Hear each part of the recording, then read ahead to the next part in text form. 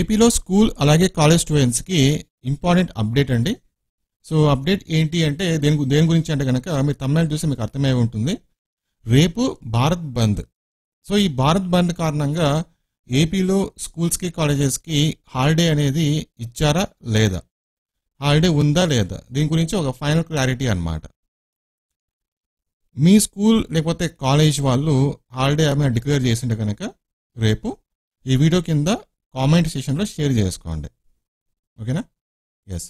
So నేను రేపు holiday గురించి ఒక క్లారిటీ అయితే ఇస్తాను, ఓవరాల్ క్లారిటీ అయితే ఇస్తాను. వీడియోని పూర్తిగా చూడడానికి ట్రై చేయండి.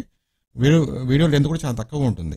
ఓకే, ఇలాంటి అప్డేట్స్ మీకు ఎప్పటికప్పుడు కావాలి ఫ్యూచర్లో అనుకుంటే మన ఛానల్ తప్పకుండా సబ్స్క్రైబ్ చేసుకొని సపోర్ట్ చేయండి. ఎస్.